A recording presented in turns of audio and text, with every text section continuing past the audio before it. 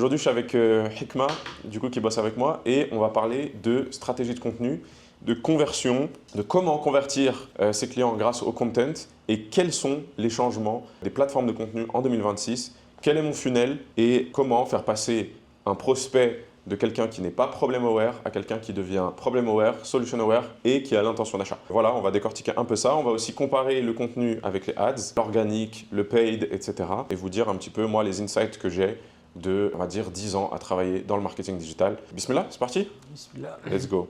Déjà, première chose, je voulais un petit peu parler de comment convertir ses clients grâce au content. Ça, c'est un peu l'idée globale sous-jacente. On peut se poser la question, c'est quoi le mieux entre les ads et le content? On a beaucoup de gens, ils font des formations en e-commerce et ils utilisent exclusivement les ads, les publicités. Maintenant, le problème, c'est que les ads et le content, ce n'est pas deux choses qui sont exclusives. On a 4 catégories d'acquisition. D'accord? L'acquisition, donc c'est le fait de faire venir des prospects dans son pipe, dans son parcours.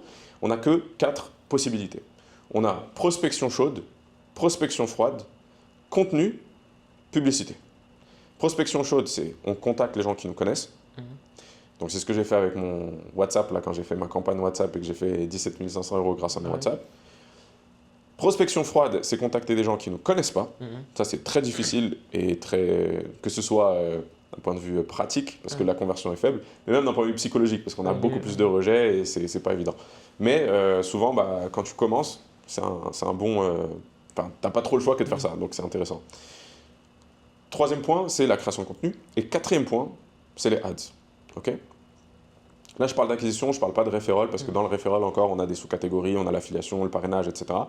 Mais ça, pour moi, c'est un autre levier. On en a parlé dans d'autres vidéos. Vous pouvez aller voir les autres vidéos YouTube où on parle d'affiliation, etc. Comment j'ai fait 900 000 € grâce à l'affiliation. Vous pouvez aller voir sur ma chaîne. Du coup, là, on va parler du content et des ads. Pour bien définir qu'est-ce que le content, on va définir ce que c'est la différence entre le content et les ads.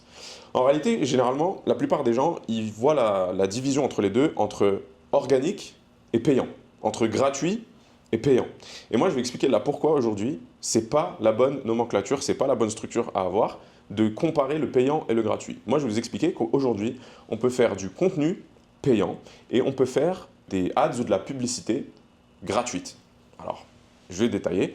En fait, comment il faudrait diviser la création de contenu, le contenu et les ads, c'est plutôt entre est-ce que ton intention, c'est de donner de la valeur ou est-ce que c'est de demander de l'attention?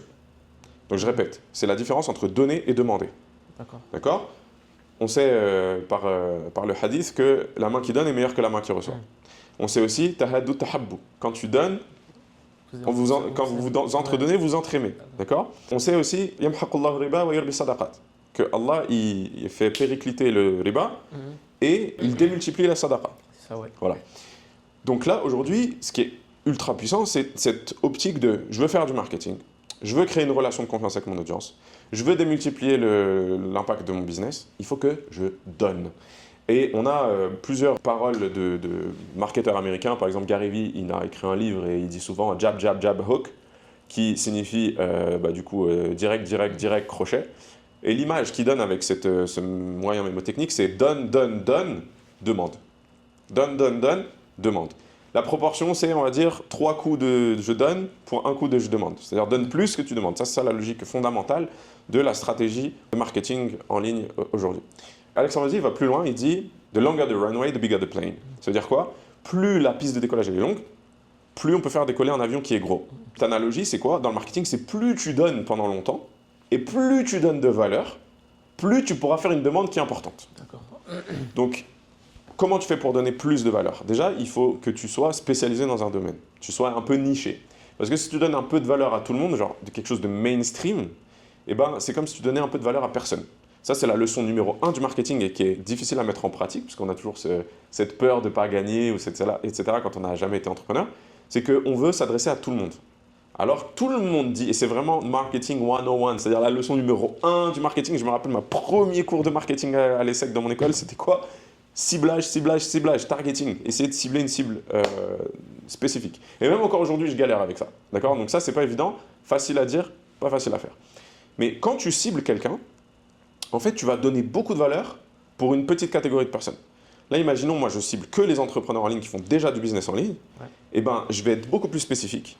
beaucoup plus adresser des problèmes beaucoup plus avancés, alors que si je parle à tout le monde, je vais parler des problèmes de débutants.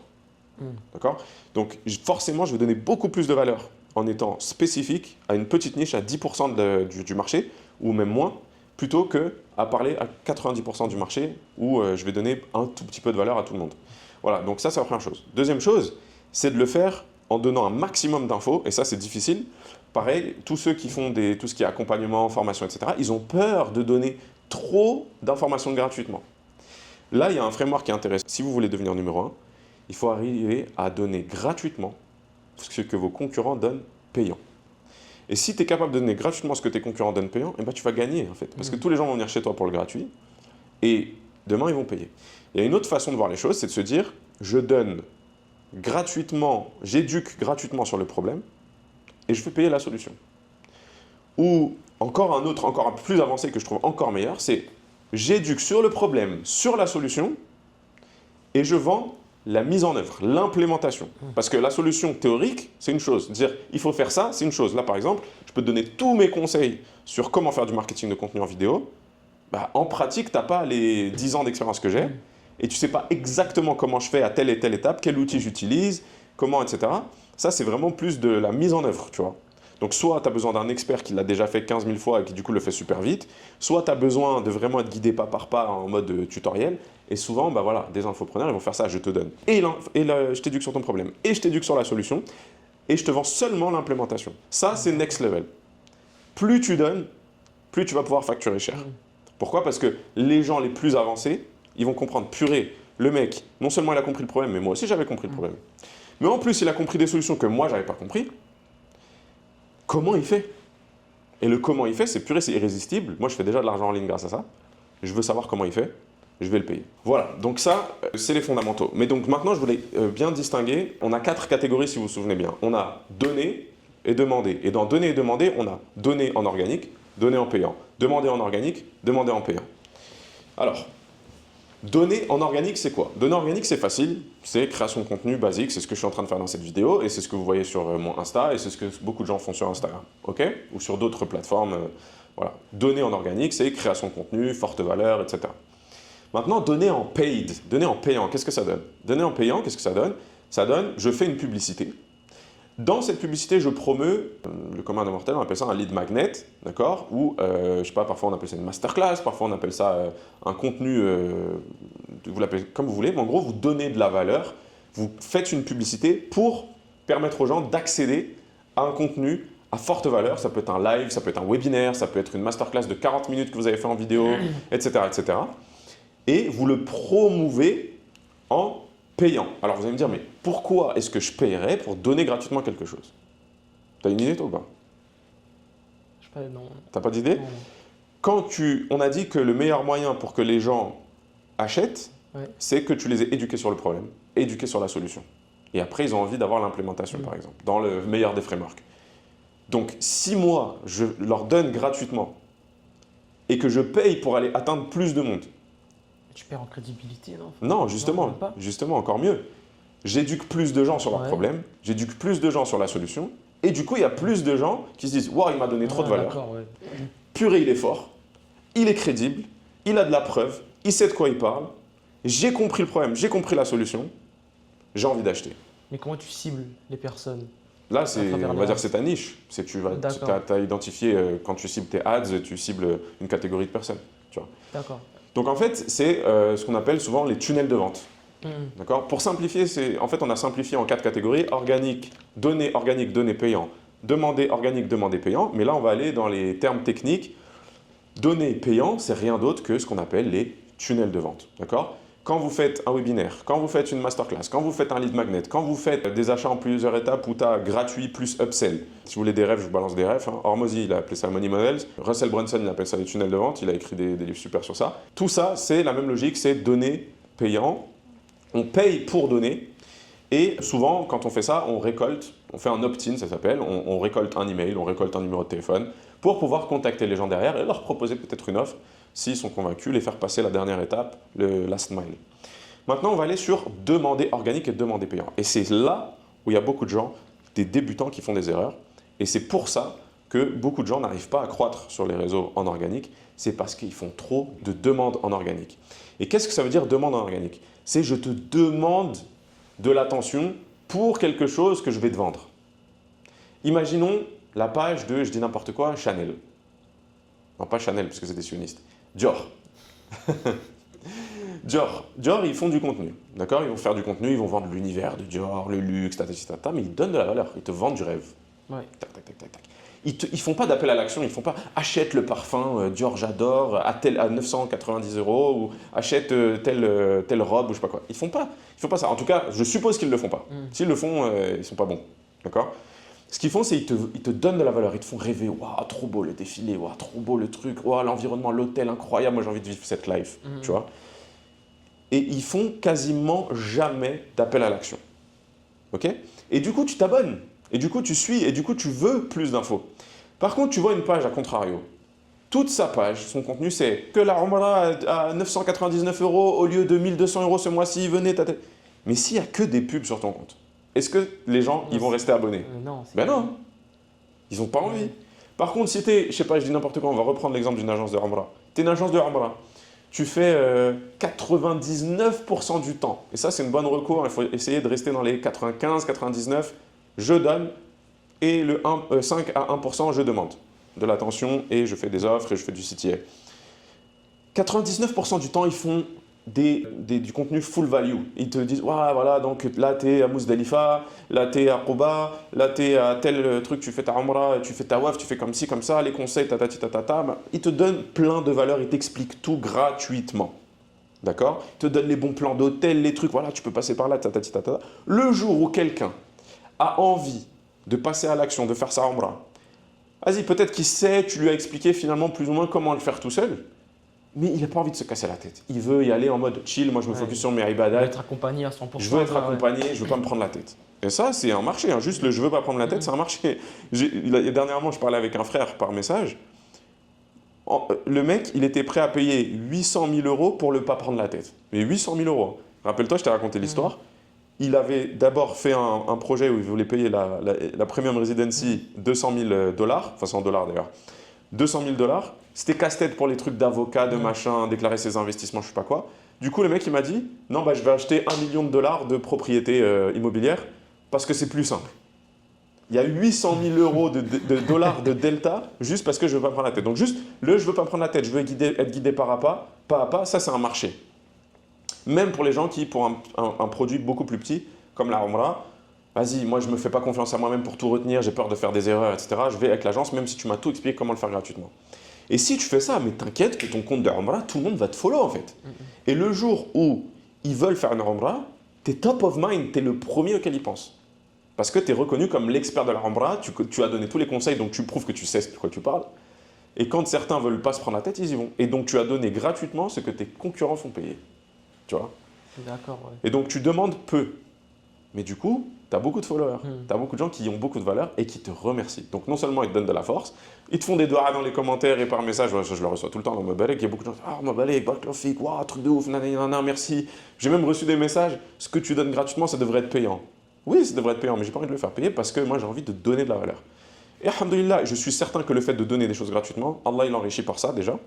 Et les gens se sentent redevables et ils ont envie aussi, quand demain ils veulent choisir entre différents acteurs, ben, ils passent par moi. D'accord? Voilà. Donc on a dit donner en organique, création de contenu basique, donner de la valeur, nicher, etc. Donner en payant, on a dit tunnel de vente, money models, webinaire, etc. Demander en organique, c'est faire des call to action, par exemple en story, etc. avec un lien, vous pouvez acheter ma Umrah ici, etc. Et demander en payant, bah ça c'est les pubs à visée de conversion. Maintenant, si vous voulez savoir, les pubs à visée de conversion, ça représente peut-être 3% du marché. 3% du marché. Le pire dans tout ça, c'est que c'est ce qui coûte le plus cher. C'est-à-dire que donner en payant, ça coûte beaucoup moins cher. Et vous allez convertir beaucoup plus facilement si vous faites tout le tunnel de vente, et je vais vous expliquer pourquoi, la logique, que si vous allez en demander en payant. Pourquoi demander en payant, ça coûte cher? Parce que vous allez cibler tous les gens qui ont déjà l'intention d'achat. Quand tu cibles les gens qui ont déjà l'intention d'achat, il y a tout le monde qui les cible. Donc les enchères publicitaires, elles grimpent. Ce qui fait que ta rentabilité, suivant le marché où elle est très faible. Maintenant, on va expliquer la pyramide de la qualification.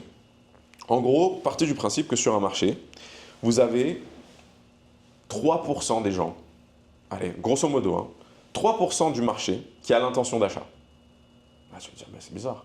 Si c'est un marché, les gens qui ont un besoin, bah, normalement, c'est la totalité du marché qui a l'intention d'achat, non? Non, non, ça c'est une erreur de débutant. Dans un marché, il y a plein de gens qui ne savent pas encore qu'ils ont besoin. C'est-à-dire que c'est des cibles, c'est des gens que s'ils connaissent leurs problèmes, ils connaissent la solution, ils vont avoir besoin. Mais là, aujourd'hui, ils ne sont pas conscients qu'ils ont besoin. Tu vois? Donc, on n'a que 3% des gens qui sont vraiment éduqués sur leurs problèmes, éduqués sur la solution et qui sont conscients de leurs besoins et qui ont l'intention d'achat. Okay? Ça veut dire qu'on a 97% du marché qui n'est pas adressé. Et c'est ça, faire du marketing de contenu. Et c'est ça, faire un bon marketing en ligne, c'est quoi? C'est qu'en gros, tu vas voir, je vais donner la pyramide, c'est la pyramide de Sabri Soubi, donc dans Sell Like Crazy, un autre bouquin que je vous recommande, où il explique 60% du marché, ils ne sont même pas problem aware, c'est-à-dire qu'ils ne sont pas conscients de leurs problèmes. 60%, la majorité des gens, ils ne sont même pas conscients de leurs problèmes. D'accord? Ensuite, tu vas avoir 20% qui sont conscients de leurs problèmes, mais ils ne sont pas conscients de la solution. Ok, je sais que j'ai un problème, maintenant quoi? Tu vas avoir, on va dire, 17% qui sont conscients de leurs problèmes et de la solution. Ouais. Et ensuite, 3% qui sont conscients de leurs problèmes, de la solution, du produit et qui ont l'intention d'achat. Donc toi, ce que tu veux faire en tant que marketeur, si tu veux vraiment avoir de l'impact et fidéliser ton audience, le mieux, c'est toi qui éduques les gens sur leurs problèmes, ces 60%-là. Ça veut dire que tu les fais remonter, tu les requalifies dans les gens qui sont problem aware. Une fois qu'ils sont problem aware, tu les éduques sur la solution, et qu'ils deviennent problem aware et solution aware. Et maintenant, tu n'as plus qu'à leur dire hey, « regardez, au fait, j'ai un produit qui résout exactement ce problème, qui explique exactement la solution, de la meilleure manière dont moi j'ai expérimenté dans mon marché, tu peux passer à l'achat. » Et la personne, quand elle se retrouve dans ce « ok, je cherche des solutions concrètes des produits », elle a vu Foulen, Allen et Mohamed. Elle te voit que toi. Mais en fait, toi, tu l'as accompagné tout le long de son parcours, tout le long de son cheminement. Tu lui as donné plein de valeurs. Elle te connaît, elle te fait confiance, elle considère que tu es crédible, etc. Tu lui as donné de la valeur, elle se sent redevable. D'accord? Donc, elle se sent redevable. C'est la théorie du don, ça. Tu donnes, les gens se sentent redevables. Deuxième chose, elle t'aime. Tahadou, tahabbou. Troisième chose, elle te considère crédible parce que tu as donné des informations à forte valeur. Du coup, c'est mais purée, il sait de quoi il parle, celui-là. Donc, elle te voit comme un expert. Et quatrièmement, elle n'a pas envie de se prendre la tête à faire des recherches approfondies pour comparer toutes les offres. Donc, quand elle arrive au point où, ok, là j'ai l'intention d'achat, elle va peut-être même pas comparer. Voir si elle compare, elle sera prête à payer le prix fort pour passer avec toi, parce que toi tu l'as pris par la main dès le début quand elle comprenait rien.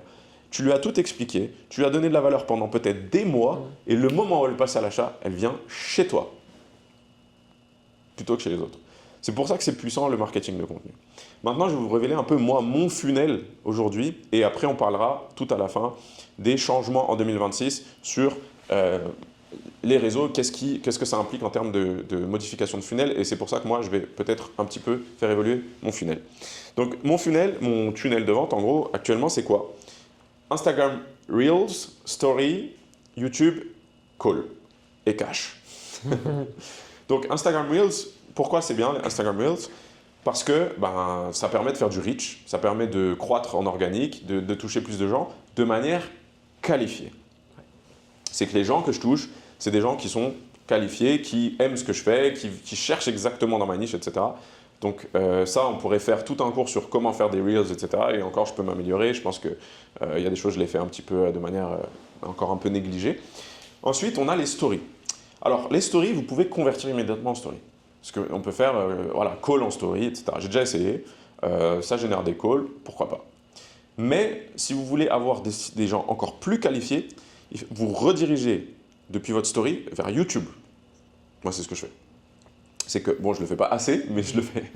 Vous redirigez vers YouTube. Pourquoi? Parce qu'en fait, vers YouTube, comparé à réel qui dure 1 minute, 1 minute 30, story qui dure quelques secondes, YouTube, vous allez avoir la personne pendant 30-40 minutes si vous faites du deep content en format podcast comme moi je le fais, où vous donnez de la valeur, vous essayez de résoudre des problèmes concrets en donnant des conseils, etc. Les gens qui sont votre cible, donc moi en l'occurrence c'est les professionnels, les entrepreneurs qui font plus de 100 000 € en ligne et qui veulent scaler, ils arrivent sur ton contenu, tu les éduques sur le problème, la solution, etc. Ils comprennent tout ils se disent purée, ce mec il est fort, mais genre vraiment toute la logique de je te fais passer de A à B, tu peux le faire sur YouTube. Et tu as toute leur attention pendant longtemps. Et ensuite, en description, tu mets ton lien de call, ton call to action. Si tu veux un call pour passer viens avec moi. Et ton lien, et ton call, c'est pas terminé. Ton call, c'est pas juste une caissière, c'est pas juste en caisse.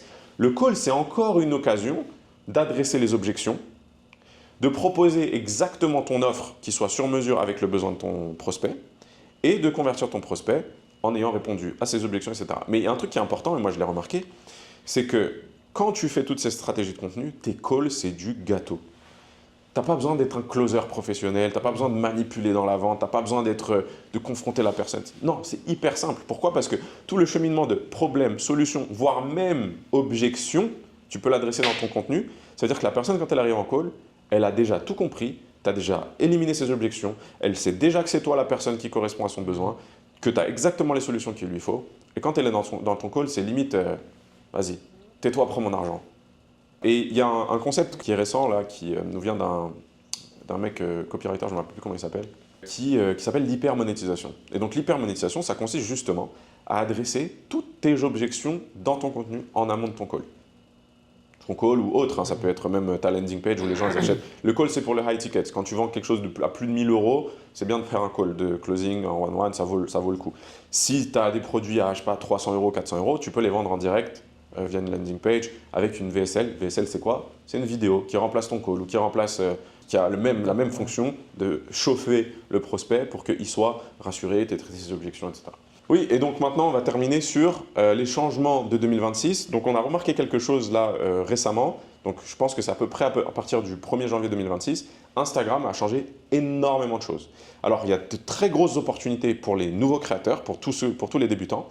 Et il y a beaucoup de changements d'approche de tunnel pour les entrepreneurs qui vivent du business en ligne et qui se reposaient beaucoup sur Instagram. Alors, première chose, c'est qu'on a, je vais appeler ça une TikTokisation d'Instagram. C'est-à-dire, c'était quoi la différence fondamentale entre l'algo d'Insta et l'algo de TikTok? Et ça, j'avais fait beaucoup de tests avec beaucoup de créateurs, j'avais comparé leurs chiffres, etc. Ce qui change, j'avais même fait un cours sur ça, la différence entre les différentes plateformes de verticales, parce que les 3 plateformes de verticales, elles sont YouTube Short, TikTok et Insta. Souvent, elles sont utilisées pour faire du reach, pour faire de l'acquisition organique. Mais il y a des différences fondamentales. Différence fondamentale entre Insta et TikTok, c'est quoi? C'est que TikTok, si ta vidéo est bonne, elle te booste. D'accord? Si elle marche, elle te booste. À tout le monde. D'accord? À partir du moment où il parle la même langue que toi, boum, allez hop. Ça n'a rien à voir avec ton nombre d'abonnés. Tu peux avoir 3 abonnés, tu lances ta vidéo, elle fait 100 000 vues. Très bien parce qu'elle est bien. C'est juste du skill, des compétences, de la valeur, etc. Insta, c'est beaucoup plus niché. Enfin, historiquement, c'était beaucoup plus niché par rapport aux followers. Alors, chacun avait ses avantages et ses inconvénients. C'est plus facile de percer sur TikTok si tu veux faire des vues. Sauf que tu peux avoir 5 millions d'abonnés sur TikTok, tu ne vas pas avoir des gens fidèles. Parce que l'algorithme ne te propose pas nécessairement à tes abonnés. Il te propose très peu à tes abonnés et te propose un peu à tout le monde. Ce qui fait que les gens ne te connaissent pas vraiment, ne te font pas vraiment confiance comme tu n'as pas entretenu de relations profondes avec eux. Et moi, je l'ai remarqué parce que j'ai fait des grosses campagnes d'influence avec des centaines d'influenceurs. Et TikTokers, c'est ceux qui convertissaient le moins. Ceux qui étaient sur Insta, ils avaient moins d'abonnés que les TikTokers, ils convertissaient beaucoup plus, mais genre 10 fois plus. Vraiment, c'est énorme. Donc Insta, historiquement, ce qui était bien, c'est que soit tu faisais moins de vues, mais en fait, tu avais des vues beaucoup plus qualifiées parce que l'essentiel, peut-être 70%, dans Harlem, je ne sais pas exactement, 70% à peu près, c'était tes followers. Ou des gens très proches de tes followers en termes de niche. Et donc, tu pouvais poster du contenu de manière régulière et c'était tout le temps les mêmes personnes qui les voyaient. Donc, ils te faisaient confiance, ils te connaissaient bien, etc. Donc, quand tu faisais du call to action, ça convertit. Maintenant, le gros changement avec Insta, il y en a plusieurs, c'est que Insta, maintenant, permet aux petits créateurs d'avoir beaucoup plus d'impressions. Vous avez commencé là, fin 2025, avec les trial reels, les réels d'essai. Et là, maintenant, de manière générale, en fait, même les réels normaux sont proposés à beaucoup plus de gens en dehors de ton audience. Ce qui fait qu'on a des petits comptes à 3000, 4000 abonnés, ou voire moins, qui font des dizaines, voire des centaines de milliers de vues. Alors que des gros comptes qui ont 70 000, 100 000 abonnés, ils font autant de vues. Donc, ça veut dire qu'aujourd'hui, le skill, la compétence de faire des bons réels est beaucoup plus récompensé que la fidélisation et le fait d'être connu sur le réseau. Donc l'opportunité pour les débutants, c'est que se lancer sur Instagram, ça n'a jamais été aussi facile que maintenant. D'accord? Enfin, facile. C'est-à-dire que c'est possible de percer si vous êtes bon en création de contenu. Les TikTokers, venez sur Insta, vous allez tout casser. D'accord? Si vous êtes bon sur TikTok, vous allez tout péter sur Insta maintenant. c'est la saison, ça y est, c'est votre jour de chance. Et l'impact pour les créateurs de contenu qui font déjà de l'argent sur Internet grâce à Instagram et qui convertissent grâce à Instagram, c'est qu'il va falloir plus se rediriger vers une autre plateforme de fidélisation, YouTube. D'accord? YouTube, c'est la plateforme de fidélisation par excellence qui se focus sur la rétention, sur la conversion, etc. Donc moi, je vous recommande de passer beaucoup plus de temps sur YouTube s'il fallait rééquilibrer et d'utiliser plutôt Insta et du coup de s'améliorer aussi sur Insta sur la création de réels et d'être beaucoup plus fort sur les accroches, beaucoup plus fort sur la rétention, etc. Voilà. Et aussi, point important, j'ai vu que les stories avec des liens sont beaucoup plus pénalisés qu'avant. D'accord? Et il y a même des amis créateurs de contenu qui m'ont dit la même chose. Ils m'ont dit attention, mets pas trop de liens dans ta story. Et j'ai vu la différence de stats. Moi, en story avant, quand je mets pas de liens, d'accord, là j'étais en voyage à Gassim, j'ai mis des vidéos, des photos du désert et tout. J'ai fait des 2200 vues. Quand je mets une story avec un lien, je fais 800 vues, max, au bout de 24 heures. Vraiment, il faut tirer, tu vois. Et même, j'ai fait le test, en écrivant lien en bio, j'avais moins de vues. C'est-à-dire que Instagram reconnaît même quand tu écris le lien en bio. Pourquoi? Parce que Instagram ne veut pas que les gens sortent de l'application. Ce qui veut dire que Instagram pénalise finalement la conversion, pénalise le fait que tu utilises Instagram pour faire du business, faire sortir les gens d'Insta. Donc, mauvais signe pour tous ceux qui veulent convertir. Mais bon, Instagram reste quand même mieux que TikTok en termes de conversion. Donc moi, je ne plébiscite pas TikTok pour les infopreneurs. Après, il y en a qui ont des méthodes que je ne connais pas, etc., qui sont très bons sur TikTok, il y a TikTok Shop, etc., mais ça, je ne maîtrise pas, je ne peux pas vous dire. Et puis, dernière chose aussi, YouTube, point important, YouTube aussi commence à rémunérer beaucoup plus sur AdSense. Ça, c'est un insight que m'a donné ma femme. Beaucoup plus sur AdSense qu'auparavant. Donc, c'est beaucoup plus parce que YouTube ont dû se rendre compte, purée, tout le monde part sur TikTok, tout le monde part sur Insta, ce qui fait qu'il y a moins de créateurs de contenu, moins de contenu de qualité sur YouTube. On va faire revenir les créateurs chez nous. Make sense. Bon, normalement, si tu es infopreneur ou que tu es entrepreneur et que tu utilises YouTube à visée de conversion, tu n'as pas besoin de AdSense. Mais malgré tout, c'est un bon signe parce que ça montre que YouTube veut ramener les créateurs chez lui. Et c'est une très bonne chose qu'il y ait une concurrence des réseaux comme ça. Voilà, that's a wrap. Est-ce que tu as des questions, Hikma? C'est bon? Pour moi, ouais. Ok, top. Allez, salam alaikum, j'espère que ça vous a été profitable. Les liens en bio pour prendre rendez-vous si tu fais plus de 100 cas par an. Je serais ravi de t'avoir en call pour essayer de t'accompagner à aller chercher 200 cas, 300 cas, 500 cas ou plus. Wassalamu alaikum wa rahmatullahi wa barakatuh.